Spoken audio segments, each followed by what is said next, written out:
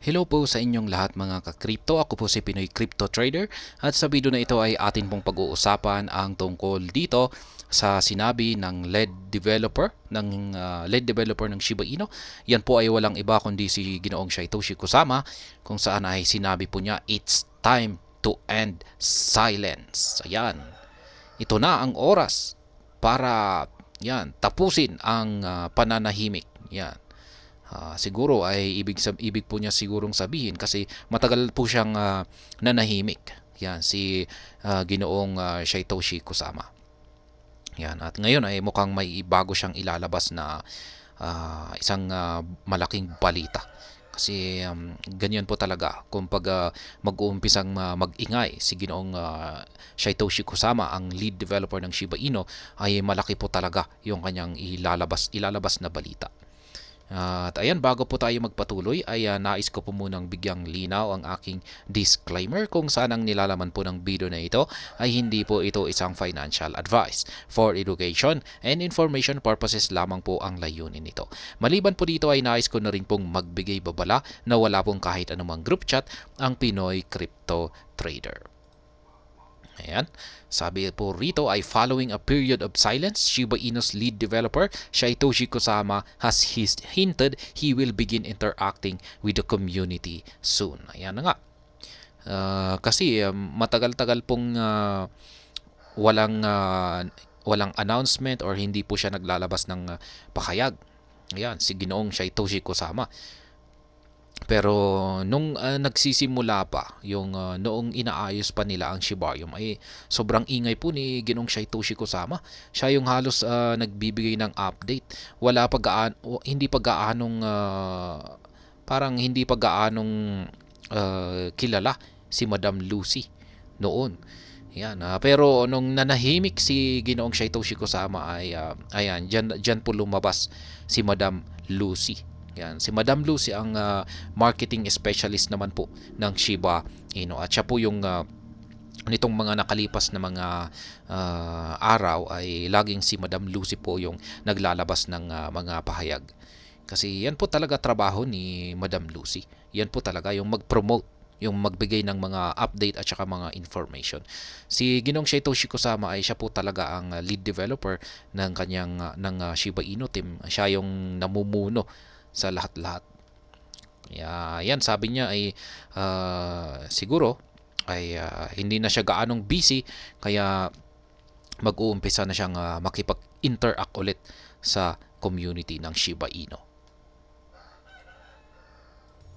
Ayan, Shiba community has been rife with speculations after the project's lead developer, the anonymous Satoshi Kusama, reduced his interactions with the Shiba army to a bare minimum. Ayan, napansin ko na rin po yan. Talagang hindi na siya gaanong active or nakikipag-interact sa buong community ng Shiba army. Ayan, laging si Madam Lucy na lamang po yung nakikipag-interact na lamang.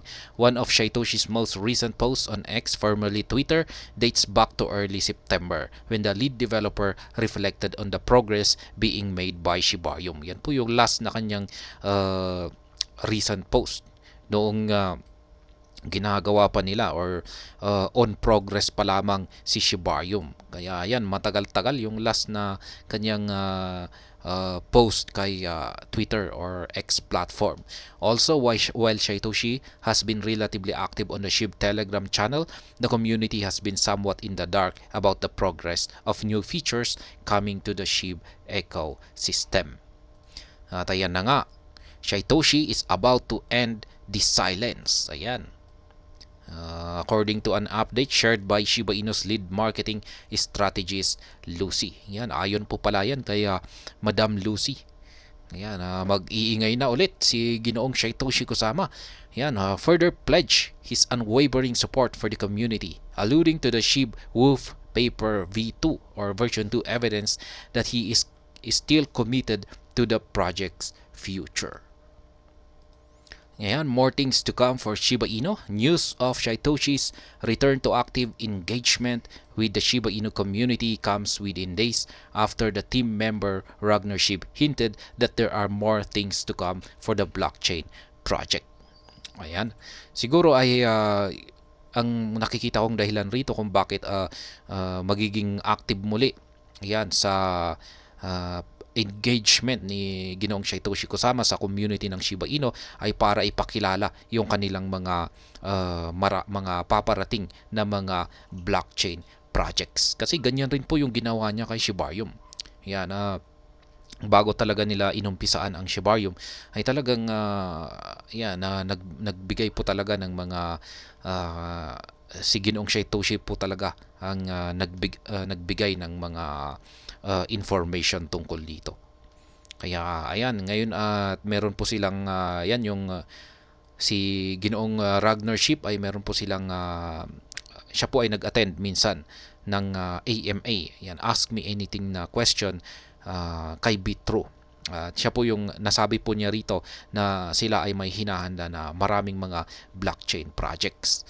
Kaya malamang ay ito yung tinutukoy niya na mga blockchain projects ay malamang ito po yung dahilan kung bakit magiging active sa engagement si Ginoong Satoshi Kusama para ipakilala ang mga kanilang mga blockchain projects na ito. At ayan, masasabi ko po rito ay maganda po kung pag magiging aktibong muli si Ginoong Satoshi Kusama sa pakikipag-interact, pakikipag-engage sa community ng Shiba Inu. Ayan, kasi mukhang meron po siyang parang karisma kumpara kay Madam Lucy. Yan, mas gusto nila kay Ginoong Satoshi Kusama. Kasi si Ginoong Satoshi Kusama, kung pag naglalabas po kasi siya ng pahayag ay napaka-cryptic po. Pero maski napaka-cryptic yung kanyang message ay parang punong-puno ito ng mga information. Kaya ito ay parang clue. Yan, kung pag naglalabas siya parang clue na magbibigay sa isang malaking update. At yung ginagawa ng mga SHIB enthusiast ay parang fini-figure out nila kung ano ang ibig sabihin nito. Yan, at kung pag nalaman na figure out nila kung ano ang ibig sabihin nito ay at maganda, pwedeng magkaroon ito ng malaking impact sa market price ni Shiba Inu. At ayan, hanggang dito na lamang po tayo sa video na ito. Sana po ay inyong nagustuhan ang aking paliwanag dito. Kung inyo po itong nagustuhan ay pakiclick lamang po ang like button nito. Para naman po sa mga bago lamang dito, kayo po ay aking inaanyayahan para mag-subscribe.